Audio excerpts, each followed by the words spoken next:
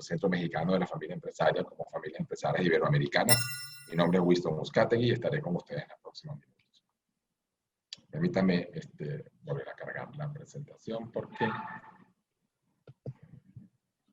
Bien. Yo formo parte de un equipo de una empresa llamada Valor Humano, es una firma de consultoría. Va a ser el único slide de publicidad que vamos a colocar acá, pero pues estoy muy orgulloso de pertenecer a este grupo de consultores que por poco más de 10 años hemos trabajado con cientos de familias y empresas familiares en básicamente 3 ejes de acción, ¿no? El reclutamiento ejecutivo, gerencial y miembro de junta directiva, el desarrollo organizacional de la familia y de las empresas y la asesoría en la gestión y profesionalización de las mismas. Así que a sus órdenes desde Panamá y para toda Centroamérica y Colombia a través de esta firma, ¿no? Comencemos con esta premisa importante, ¿no? Un grupo empresarial saludable es garante de una familia empresaria próspera. Y de igual manera lo podemos construir de muchas formas, ¿no? Una empresa que no sea saludable, pues es un garante de una familia que no va a ser próspera. O una familia que no es próspera, pues no va a apoyar de un grupo empresarial saludable. Pero todo este juego de palabras lo que lleva a esa imperante necesidad de trabajar desde la empresa y para la empresa para que los beneficios sean, digamos, usufructuados por la familia propietaria. Todas las empresas familiares comienzan con un gran sueño, ¿no? Una persona que lo surge como una necesidad de ingreso, como un deseo de un sueño, por una aspiración. Y luego, conforme va creciendo, producto de la buena labor y producto de las decisiones acertadas, pues convierte un negocio en una empresa y luego la empresa en un legado. Y todo surge más o menos bien hasta el momento en que la empresa empieza a tener problemas de salud, tal cual como le sucede al ser humano. Todo va muy bien hasta que nos enfermamos, todo va muy bien hasta que deja de funcionar algún órgano de nosotros. Y eso es precisamente lo que le sucede a las empresas se enferman y es un proceso normal, digamos, que requiere cierto tipo de intervenciones. Lo importante de acá es la concientización de que ese estado de salud de la empresa va a repercutir de una manera muy directa en la prosperidad de la familia. Lo que quiero plantear como un inicio para ver la necesidad de entender y aplicar este modelo que con mucho gusto abrimos a todos ustedes, tanto miembros de familias empresarias como consultores que están en este webinar. El punto de partida es lo que yo planteo como cuáles serían esas principales interrogantes, ¿no? Esas preguntas irrenunciables que nos ayudan a determinar la continuidad de la empresa familiar y la preservación de ese legado del fundador o de los fundadores.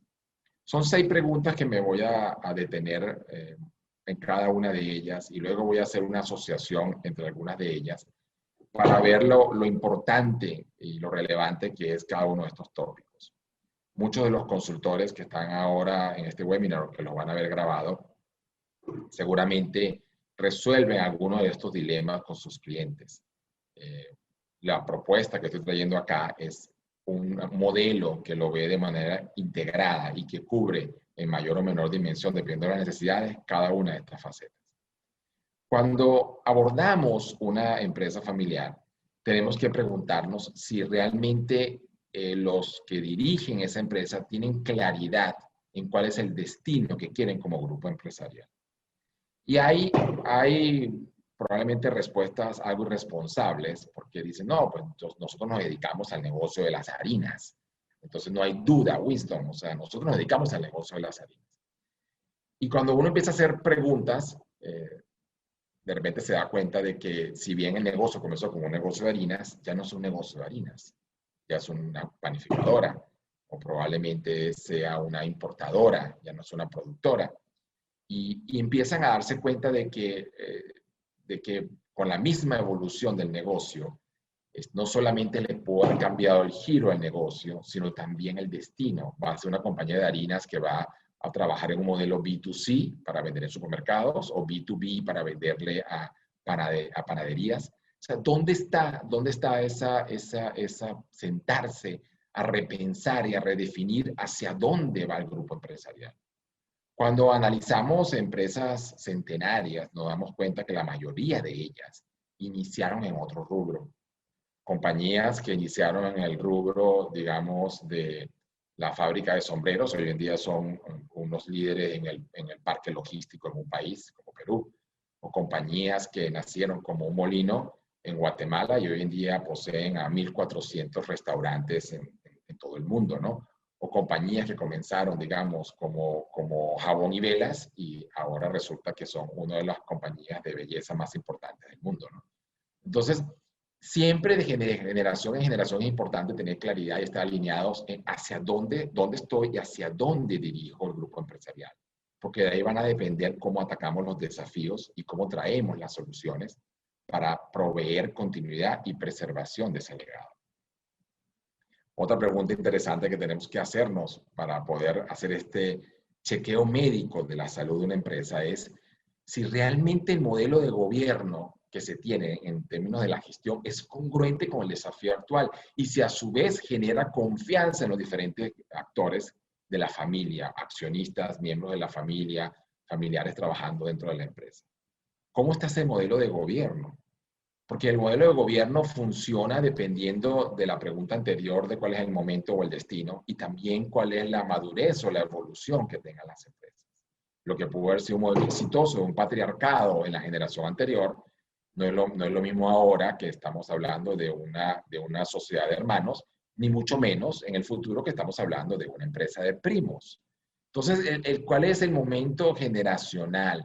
¿Cómo es ese modelo de gobierno? ¿Cómo se gobierna desde la familia hacia la empresa? ¿Cómo se gobierna dentro de la familia en las diferentes generaciones? ¿Cómo se gobierna dentro de la empresa en los diferentes niveles organizacionales? Todo ese tipo de preguntas hay que hacerlas de que si existen, si es visible y si está funcionando bien y además si es congruente con el desafío actual. A veces hacemos estructuras de gobierno muy, muy buenas cuando se tiene el fundador en vida y cuando el fundador fallece hay que renovar la estructura de gobierno porque esa estructura de gobierno fue hecha ad hoc pensando en que la persona tiene que tener cierto nivel de participación. Entonces seguimos haciendo un chequeo, ¿no? De cómo está esa salud, como lo hace tal cual un médico con nosotros. Va evaluando cómo está nuestro pulso, cómo está nuestra presión arterial, etcétera, ¿no? Toda organización está perfectamente diseñada para los resultados que da, por lo tanto debe estar sustentado en una estrategia que luego es seguida con una estructura. Eso lo vamos a ver más adelante. Pero es importante hacernos la pregunta que si esa empresa, que ya tenga un destino claro, realmente cuenta con un marco estratégico, están definidos esos ejes impulsores y las capacidades, tanto en la familia como en la empresa, para permitir llevarla al destino que se desea. Cuando hablamos de capacidades que no solamente habilitan el funcionamiento de la empresa, sino que las diferencian de otras empresas, de multinacionales o de otras empresas familiares que están en el mismo rubro. Esa definición de cuáles son los ejes impulsores traduce el deseo de los propietarios en un plan de negocio, un plan de trabajo congruente dentro de las empresas. Ahora, una vez que se tiene el destino claro, se tiene definida la estrategia, se tienen los órganos del gobierno, entonces pasamos a hacer a hablar de un tema muy relevante y que a veces ocultamos, que tiene que ver con la tripulación de las estructuras. Esa empresa que buscamos ser saludable, cuentan con el talento, tanto familiares como no familiares, con las experiencias, las habilidades, las competencias y las actitudes apropiadas. Cuando hablamos de habilidades y competencias, estamos hablando de experiencia, conocen el rubro, saben cómo funciona, están familiarizados con las temáticas que rodean las empresas de patrimonio familiar, saben cómo influencian y cómo desafía a la familia la gestión de una empresa. La actitud de ese talento que estoy trayendo a la empresa familiar, sea familia o no sea familia, va a apoyar, va a fortalecer, va a promover los valores fundacionales con los cuales queremos ser recordados. Ese tipo de preguntas es importante porque ese interrogante nos va a ayudar a determinar o puede determinar la continuidad o la preservación del legado. Cualquiera de estas 6 preguntas que no se tengan claramente contestadas puede atentar contra la continuidad de esa empresa familiar.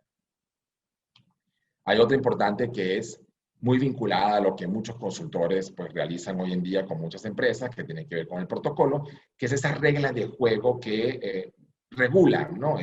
Los tres ámbitos que ya hemos hablado en muchas de estas 35 conferencias, que son los ámbitos de familia, empresa y propiedad, y que de alguna manera pues tienen que conseguir un mecanismo que permita generar espacios en cada uno de estos ámbitos y que lo haga eficiente, no por cada uno en su esencia, sino los tres de manera integrada. Esa es la importancia y la relevancia de una carta magna, de un protocolo, de unos reglamentos, de unos estatutos que regulen, de un acuerdo de socios que regulen, digamos, que establezcan el rayado de la cancha en donde la familia tiene que interactuar con la empresa y con el patrimonio. Y finalmente, existe un plan de sucesión, pero un plan de sucesión que promueva la profesionalización y que abone la armonía en la familia, porque la sucesión no solamente ha de ocurrir a nivel empresarial, la profesionalización también ha de ocurrir a nivel de la familia. Como yo puedo, digamos, hacer o planear que la persona que está a cargo de la asamblea familiar o de la junta directiva o como director general, gerente general de esta empresa, como persona clave en la gestión empresarial, pueda abonar no solamente al desarrollo y al crecimiento rentable del negocio, sino también a la armonía de la misma familia propietaria.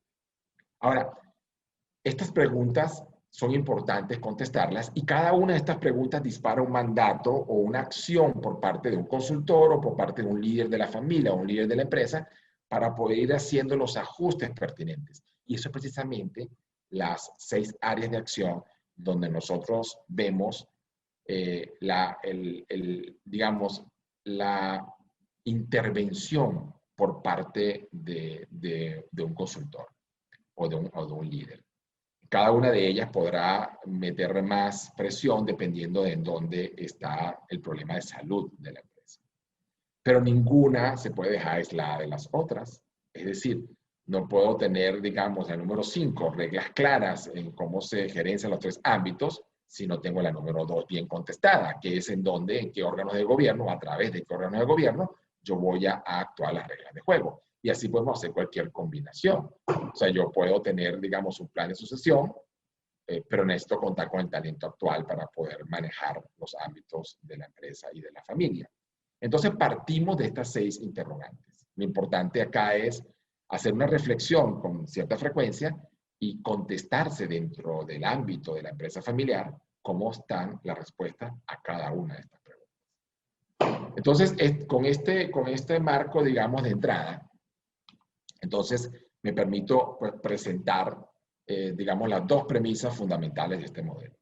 La primera premisa es, ¿qué significa una empresa saludable?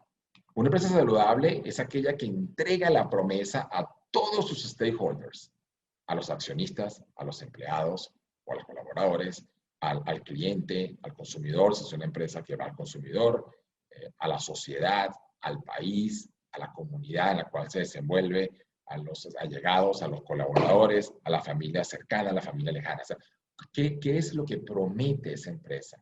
¿Cuál es la promesa que da a esos diferentes actores? A la comunidad, a la familia, etc. ¿no?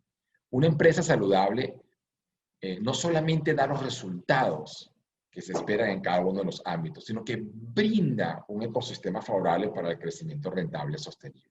Ese ecosistema tiene que ver con prácticas, tiene que ver con modelos, tiene que ver con reputación, tiene que ver con un giro de acción de la empresa que va más allá de su propio límite y genera ese ecosistema que inspira y que incita a otros miembros de la familia y a otros colaboradores, digamos, a procurar el crecimiento rentable y sostenible de cada uno de los emprendimientos en los cuales cada uno de ellos se mete. Una empresa saludable es congruente, es firme en su visión, en su propósito y es consistente con sus principios y se rige bajo un plan de negocio. Una empresa saludable vincula los 3 ámbitos famosos de las empresas familiares y las familias empresarias, empresa, familia y propiedad, para el bienestar de todos los grupos de interés y, muy importantemente, una empresa saludable da valor a la sociedad. Entonces, estos son premisas importantes dentro de esta gran rubro que es una empresa saludable. Y el modelo que a posterior voy a compartir es un modelo que busca precisamente cumplir con cada uno de estos estamentos. Entregue la promesa, brinde el ecosistema, guíe su actuar de acuerdo a la visión y propósito, vincule los tres ámbitos y de valor en la sociedad. Ahora, esa es una empresa saludable. Ahora, ¿qué significaría entonces una familia empresaria próspera? Miren, una familia empresaria es próspera desde mi punto de vista porque proporciona bienestar y armonía a todos los miembros de la familia. Es como honrar la promesa que las empresas honran a sus accionistas. Y la promesa que una empresa familiar, en su nombre lo dice, es, digamos, plantea, es bienestar y armonía a todos los miembros de la familia. Las dos palabras lucen bastante inocentes, ¿no? Bienestar y armonía, pero son muy profundas, porque bienestar tiene que ver con muchas cosas, dependiendo de la definición, pero fundamentalmente viene por proveer la riqueza de patrimonio para que se puedan desenvolver de una manera apropiada, y armonía tiene que ver mucho con ese equilibrio que se genera dentro de la familia, porque cuando un fundador o una fundadora crea una empresa, está creando un negocio para tener un ingreso, pero poco a poco se da cuenta que lo que está creando también es un ecosistema para mantener a la familia de una manera armónica y con cada vez mejor bienestar. Una familia empresaria es próspera porque construye también el ecosistema para la promoción del espíritu del emprendimiento. Es aquella que no genera esclavos de las empresas familiares, sino que genera emprendedores para el futuro. Les siembran el ADN a las siguientes generaciones ese espíritu de emprender y de ya con este punto de partida, que puede ser un punto favorable, poder hacer realidad sus sueños con el apoyo de las generaciones anteriores que crearon cierto patrimonio y que generaron cierta musculatura para poder tener un punto de arranque superior para futuros emprendimientos. Muchas empresas familiares vienen de un apalancamiento de una empresa familiar aún más pequeña del abuelo o del papá o del bisabuelo y que sencillamente pues las hace mucho más grande, digamos, porque se tiene el espíritu del emprendimiento. Hace poco estaba con un cliente en Costa Rica que ellos comenzaron una empresa de cocinas. No sé si el propietario está escuchando este webinar, pero su papá comenzó una empresa de cocinas y de hacer cocinas y luego utensilios. Y luego empezó a entrar en el negocio, digamos, de suministrar, digamos, implementos para las cocinas de las casas. Y hoy en día es una empresa de servicios a hoteles muy grande. Y precisamente esto es porque pues, ha ido evolucionando porque la persona generó en la siguiente generación un espíritu, digamos, de empresarialidad superior.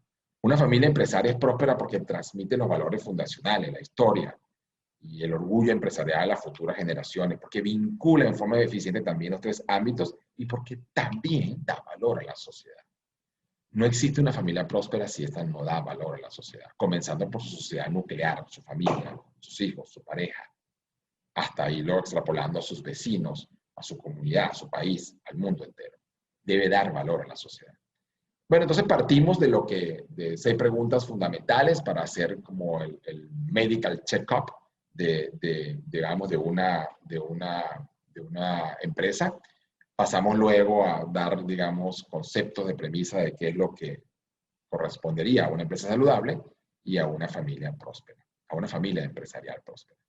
Y entonces presento a continuación lo que nosotros trabajamos en la firma y que hemos creado conforme ha habido, digamos, pasado poco más de 100 familias y poco más de 4.000 procesos de reclutamiento, tripulando las estructuras de las empresas familiares y que nos ha dado este conocimiento regalado de muchos de nuestros clientes, ¿no? De la propia experiencia. Este modelo que nosotros sugerimos y que planteamos en este webinar y que pronto estará plasmado en un libro, es el que nosotros empleamos. Es un modelo que ha sido desarrollado por la firma y que nos encanta colocarlo como un open source y que cualquiera pues, lo pueda utilizar. No es un modelo que pretende ser disruptivo, es un modelo que pretende armar una coreografía de 4 actos un poco más ordenada, porque ¿de dónde inspiramos nosotros este modelo?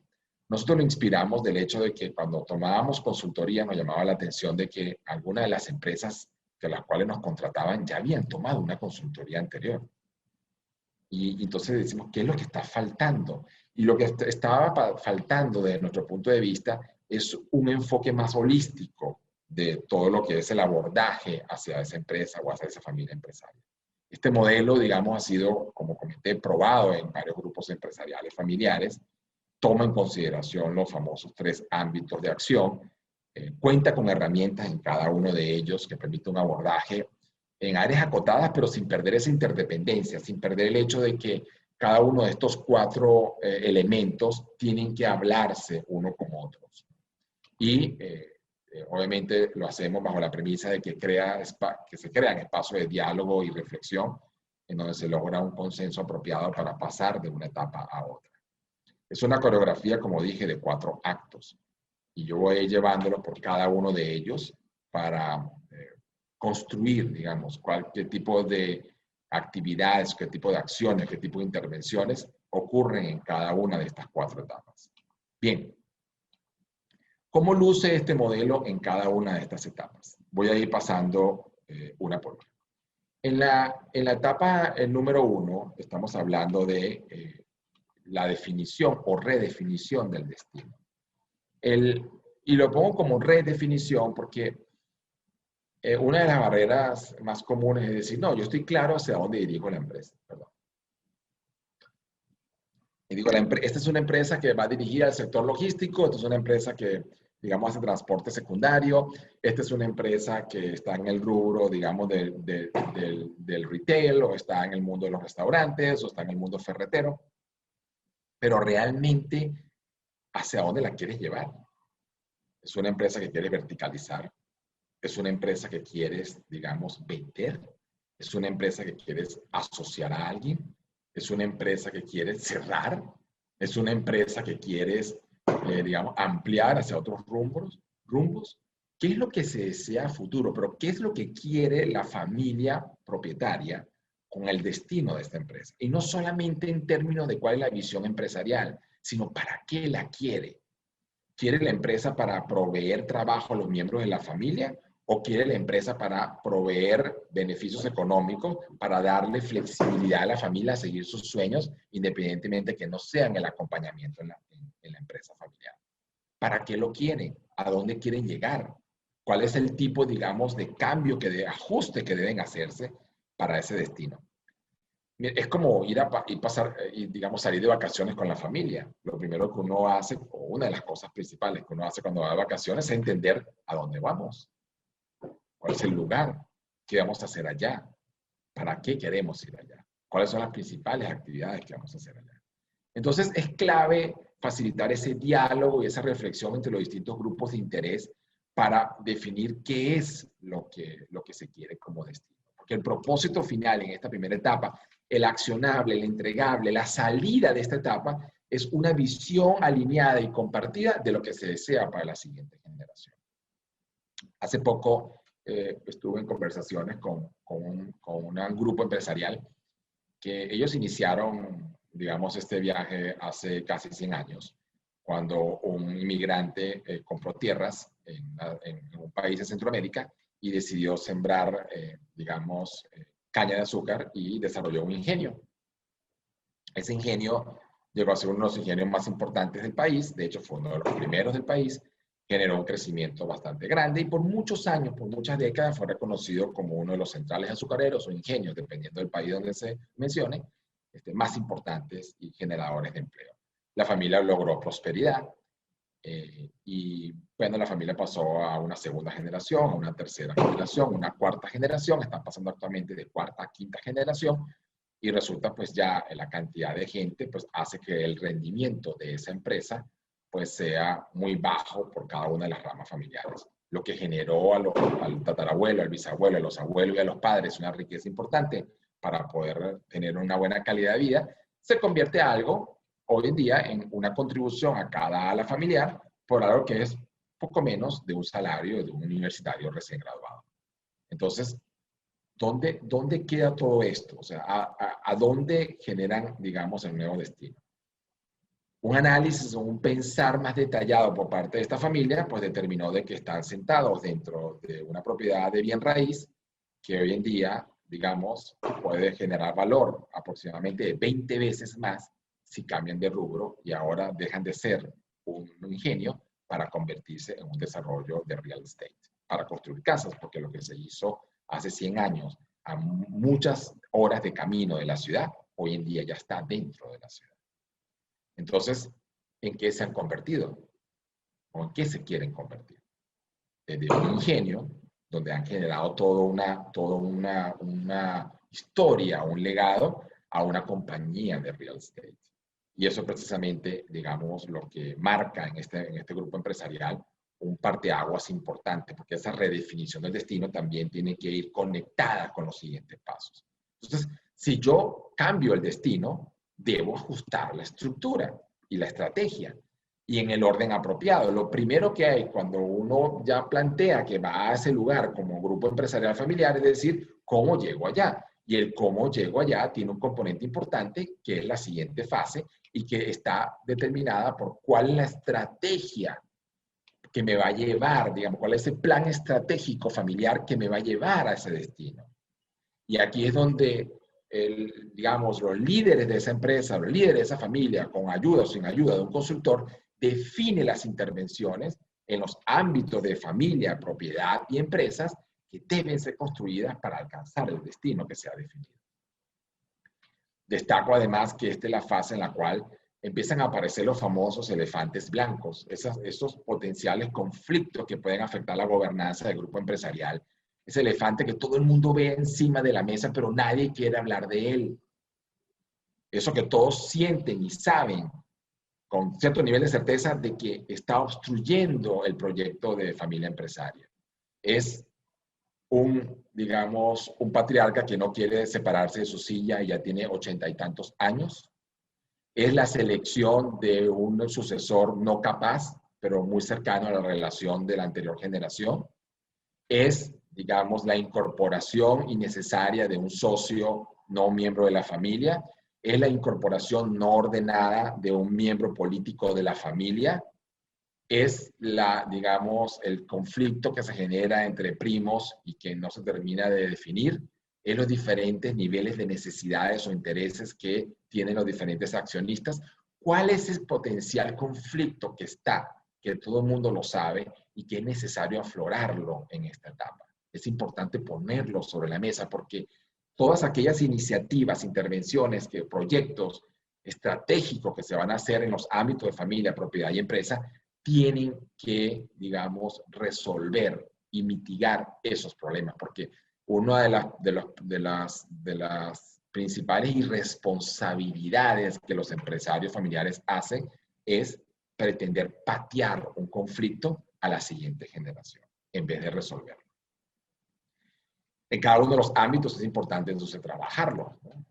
Actualmente estoy con un grupo empresarial que, pues este grupo empresarial requiere hacer todo un rediseño de su estrategia fiscal para poder mover el patrimonio de la generación actual a la siguiente generación de una manera más eficiente. Entonces, eso hay que ser responsable porque uno de los conflictos que está sobre la mesa es, por no hacer una planificación fiscal apropiada, cuánto patrimonio se está dejando de pasar de esta generación a la siguiente.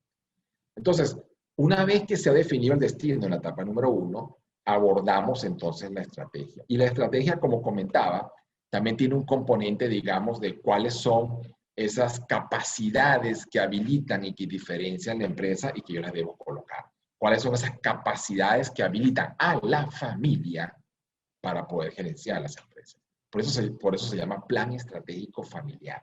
Tiene un componente empresarial, pero tiene un componente de la familia y cómo ellos interactúan en el ámbito de la empresa. Bien, tengo un destino claro en mi coreografía y tengo una estrategia ya definida y alineada, entonces tengo que darle sustancia. Y para darle sustancia, entonces paso a la etapa número 3, que tiene que ver con la estructura, tiene que ver con la estructura de funcionamiento organizacional. ¿Cuál es esa estructura? ¿Cuáles son las reglas de juego, el protocolo? ¿Cómo estructuro los órganos de gobierno? ¿Cómo gestiono el patrimonio? ¿Cómo son las políticas, digamos, para la repartición de dividendos? ¿Cómo navega la estructura? ¿Dónde están las jerarquías? ¿Cómo se toman las decisiones? ¿Cómo se resuelven los conflictos?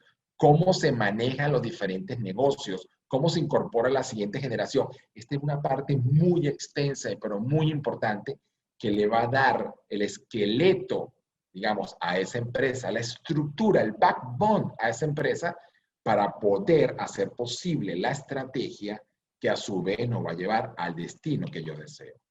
Entonces, esa estructura de gobernanza y de gestión es la que tiene que ser capaz de darle cumplimiento a los mandatos de los accionistas que están determinados en la visión o en el destino y que establece las reglas claras del juego.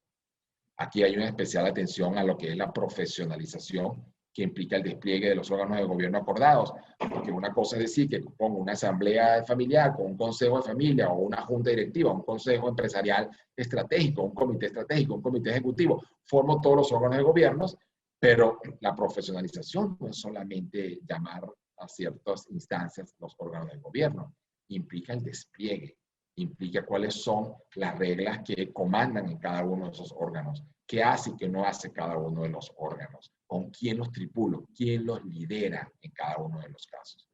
Esa estructura es donde más tiempo sugerimos que desgasten las empresas o inviertan las empresas para poder pasar por este viaje de 4 toques. Usualmente el destino es donde más energía se consume.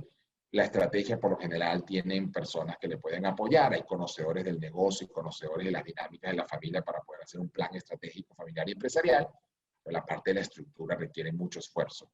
Solamente para que tengan una idea, nuestros procesos que pueden durar de 8 a 12 meses, la mitad del tiempo está en estructura, en definir los órganos de gobierno, darle una carta magna o un protocolo, y decidir cómo se gestiona el patrimonio y alinear a la familia empresaria en cuáles son, digamos, las cosas permitidas y las no permitidas. Entonces, ya vamos por la etapa, digamos, 3 de este modelo para crear una empresa saludable que busque una familia próspera. Entonces, voy atrás. El destino ha sido definido, la estrategia ha sido alineada, la estructura de funcionamiento está bien y ahora tengo que pasar a la tripulación. Es decir, cómo tripulo esa estructura para darle sustancia a la estrategia para conseguir el destino.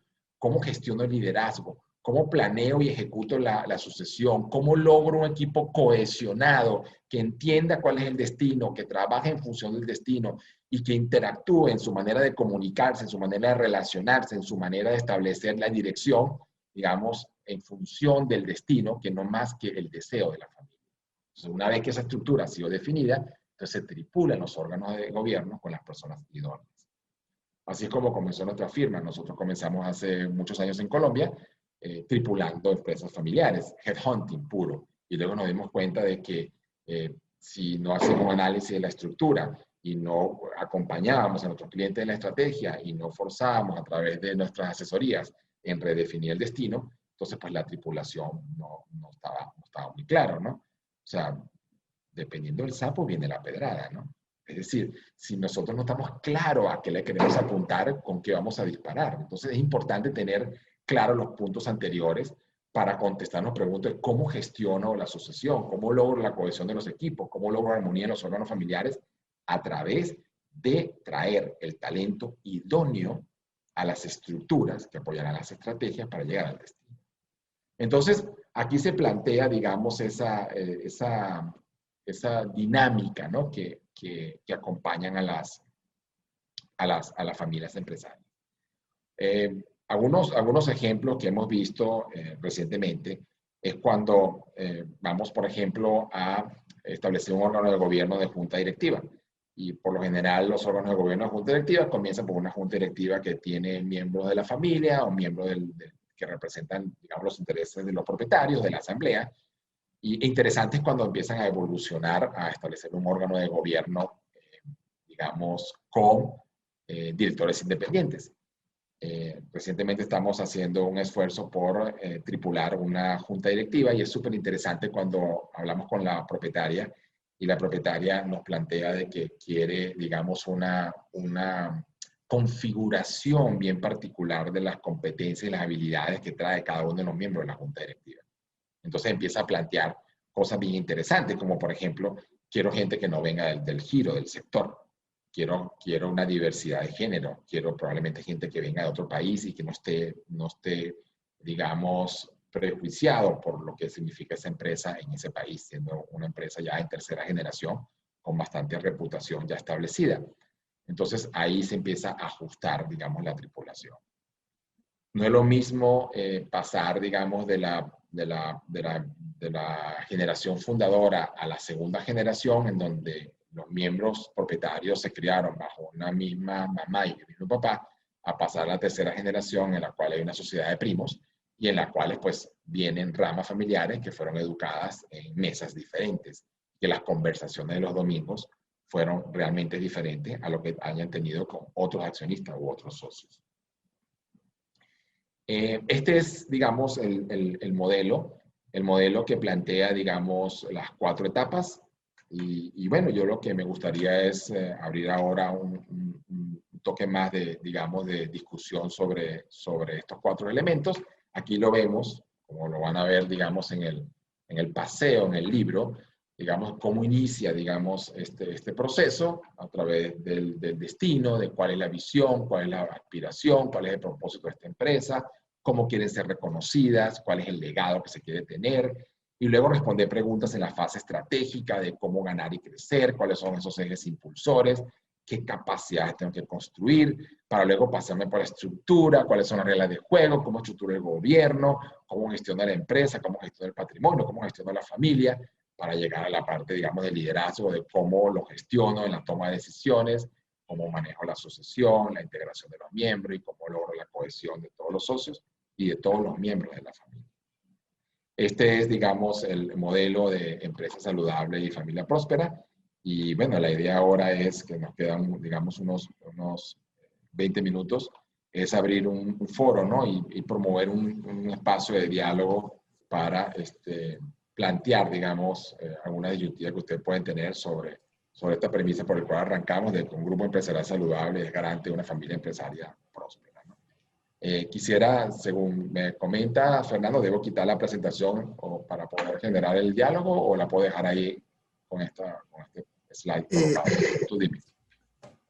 Si quieres, lo que estamos haciendo generalmente es bajarla para vernos de manera más amplia e invitar a quienes nos escuchan, que tenemos un público muy amplio, a participar. Me gustó mucho tu participación, Winston, te felicito.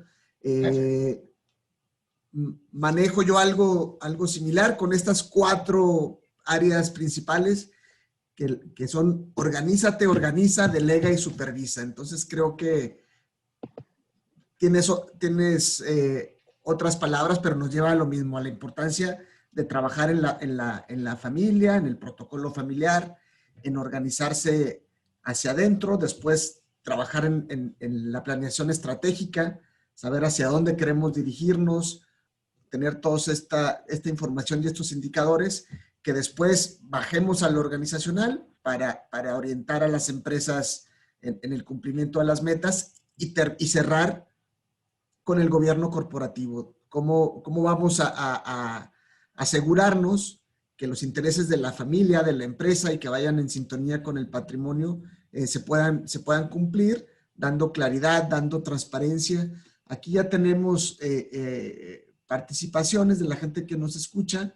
Sí, tal vez antes, primero Winston, si puedes dejar de compartir, que volviste a compartir, parece sin querer. Sí, La idea es que es que perdón que leí un comentario, que había un par de comentarios de que si podía proyectar un segundito las 6 preguntas, no sé si que le quieren tomar fotografía al slide. Sí. Perfecto. Las Aquí presentaciones se podrán compartir. Lo otro que la gente o quieren inspirar alguna pregunta, así que perdón que lo puse como snapshot porque vi que pop-up un par de comentarios sobre esto, pero ya perfecto. Está perfecto. Deja, si quieres, para que la gente lo tome. De cualquier manera, estamos solicitándoles las presentaciones porque se las vamos a enviar a los que no han asistido. Sí, les vamos a enviar la presentación y lo otro que también les vamos a enviar después un link para que puedan repetirse la presentación en video. Por lo tanto, no va a ser la única oportunidad en que lo vean. También dice... Lo otro que quería mencionar también, Winston, que agradecer lo que tú hiciste hoy día, que en el fondo mucha generosidad de compartir algo que es una primicia, que estemos acá todos reunidos y viendo en vivo y en directo lo que va a ser parte de tu nuevo libro. ¿Cuándo sale ese libro? Bueno, esto es una pregunta muy comprometedora porque eso, la respuesta depende de una revisión que tengo con el editor a finales de este mes. O sea que pudiera literalmente decir no sale el libro si al editor no le gusta. No, yo pensaría que el plan es que salga para el primer trimestre del próximo año. Pero volviendo a tu comentario, Andrés, quiero reforzar el hecho que para mí, que alguien tome este modelo y que lo pueda utilizar, para mí es un honor. O sea, para mí no representa ninguna mezquindad. Nosotros en la firma todo lo que hacemos nos encanta que sea open source, tenemos mucha curiosidad intelectual. Lo mejor que nos ha pasado es conseguir un competidor, otro consultor que lo hace porque nos reta a nosotros a buscar el siguiente nivel del modelo. Y con muchísimo gusto y muchísima generosidad lo comparto, ¿no? O sea, y va a estar en el libro y vamos, está a disposición en muchos repositorios electrónicos para que la gente pueda tomar el modelo y sobre eso pues hacer tailor-made de lo que le parezca más pertinente.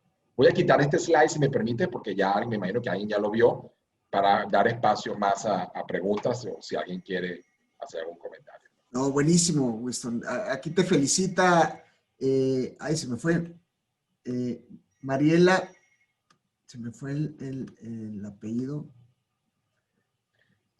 Dice, muchas gracias, Winston, excelente presentación. En estos tiempos de cambios, los actuales tripulantes nos cuestionamos mucho si somos los adecuados para seguir llevando el volante o si debemos tirarnos por la borda, ¿no? No creo que tengamos que llegar a ese... ¿Cómo lograr incorporación de ideas disruptivas cuando aún no estamos listos en la transición generacional? Muy buena pregunta. Sí, bueno, permíteme contestar a Mariela. Sí, es una gran valentía cuando un empresario familiar se hace esa pregunta. Yo felicito a la persona que hizo ese comentario porque esa es una reflexión de que si realmente en estos tiempos de cambio soy la persona adecuada para seguir comandando la empresa, ¿no? Y eso se refiere mucho a la renovación de la tripulación. Yo lo que me atrevería a decir es, depende si se consideran con las competencias, las habilidades y la experiencia para llevar al destino que se quiere tener. Y si se sienten, digamos, lo suficientemente robustos como para renovar una estrategia y llevarla a cabo, ¿no? Eso es lo que yo comentaría ahí. Alguien más me pide que si pueda aclarar un poco más qué significa ejes impulsores. Es una definición de ejes impulsores, tiene que ver con, como su misma palabra lo indica, como qué es lo que tengo que hacer como una iniciativa que empuje, que impulse.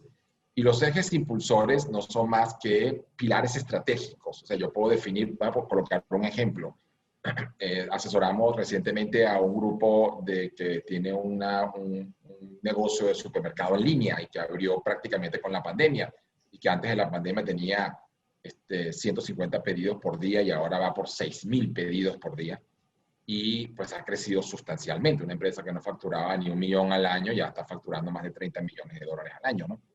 Y esta empresa lo que definió es cuáles son los ejes impulsores que me van a llevar al crecimiento sostenible y rentable de esta empresa. Entonces, un eje impulsor es la creación de la marca. Otro eje impulsor es, digamos, la generación de una experiencia. Otro eje impulsor es la incorporación de miembros no miembros de la familia en la empresa porque creció, digamos, desproporcionalmente. Entonces, cada una de ellas pues, son estas intervenciones o estas, digamos, decisiones estratégicas que se hacen para finalmente impulsar. Muy, muy interesante. Dice Edison Manrique, te dice, muchas gracias, Winston. No tienes idea lo útil que es para mi empresa familiar. Seré uno de los primeros en adquirir tu libro. Yo creo que yo uno de los segundos. Espero que se pueda conseguir por Amazon o en alguna de estas plataformas.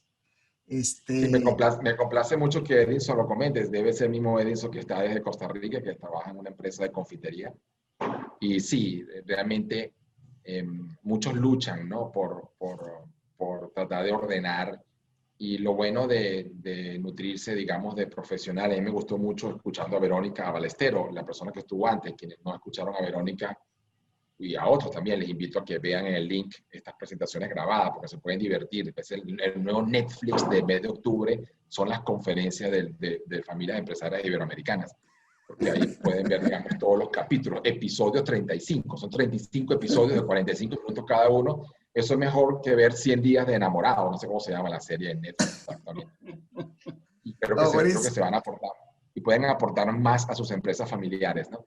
Pero una de las cosas que Verónica comentaba es que pues, ellos son los únicos en Uruguay que promueven las prácticas formales, este tipo de cosas, a través de las cámaras de comercio, a través de esto, lo que tú haces, Fernando, en México. Así que yo les invito a que busquen esos apoyos. Yo formo parte de una iniciativa del Instituto Latinoamericano de la Empresa Familiar, que también tiene capítulos. Hay muchos centros, universidades que te pueden ayudar, ¿no? Y que ahora es momento de buscar ayuda más estructurada. Y como tú bien dices, Winston, a mí me gusta mucho colaborar en este grupo porque entendemos que la información ya no hay que guardarla, hay que compartirla, hay que generar competencia. Realmente vemos como una necesidad muy grande de democratizar estas prácticas, de que llegue a la mayor cantidad de gente, porque al final del día es un tema de sobrevivencia de nuestros países.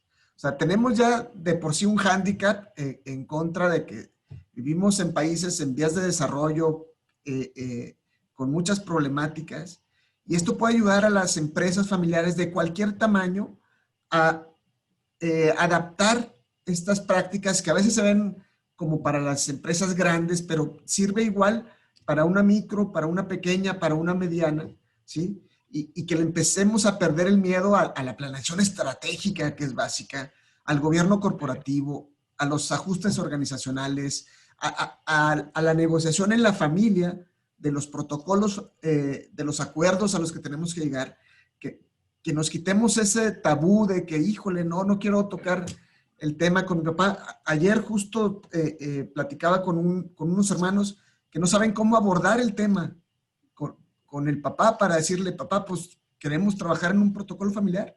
¿Cómo le hacemos? Sí. No, mira, y yo creo que no depende del tamaño, ¿no? El viernes pasado yo estaba aquí en una isla cercana aquí a Panamá con una empresa familiar, con una pareja, y estaba en el consejo de familia. Y el consejo de familia era él y su esposa. Pero está bien porque tienen 6 hijos. O sea, eventualmente están acostumbrados a una dinámica para que conforme se vayan integrando, ya tienen una agenda, tienen un orden, Totalmente. tienen algo que les puede ayudar muchísimo, ¿no? En generar esa cultura, ¿no? Digamos, de órganos de gobierno bien montaditos, ¿no?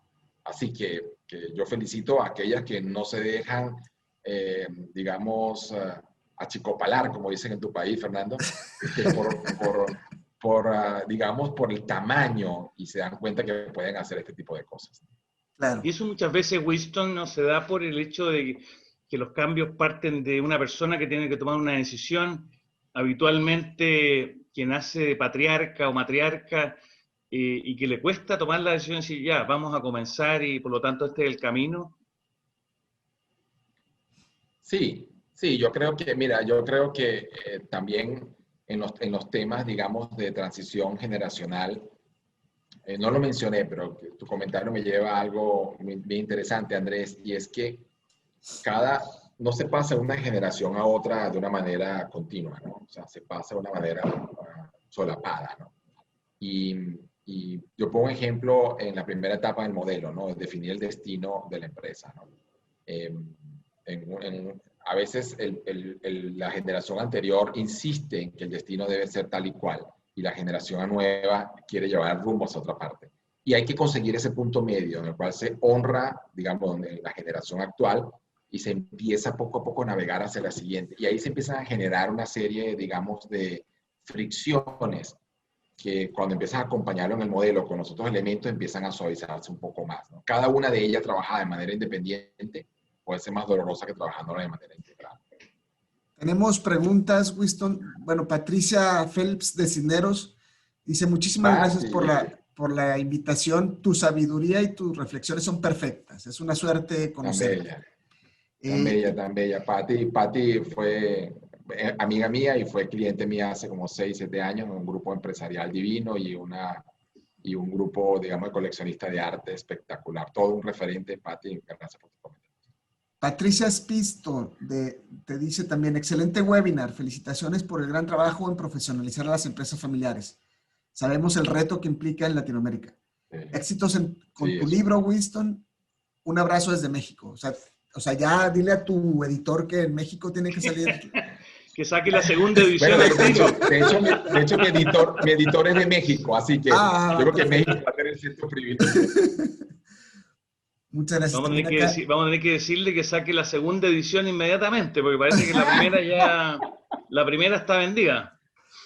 Sí, no, insisto, pueden tomar todas estas, obviamente, pues, con el debido reconocimiento, pero sin el debido miedo, sino con el debido reconocimiento. Muy bien. Bueno, ¿algo más? ¿Algún comentario, Fernanda? ¿Alguna reflexión, Andrés? Quienes han incorporado a esto, me quiero hacer, digamos, el anuncio de que todavía quedan de las 35 conferencias, quedan como 8 o 9 pendientes para el día de hoy, el día de mañana. Y Fernando, para quienes han visto poco o en esta conferencia nada más, Fernando y Andrés, pues han estado en esta maratónica jornada del Netflix de las empresas familiares, corriendo desde el día lunes todas estas conferencias. Así que mi gran admiración al grupo de Fernando y al grupo de Andrés.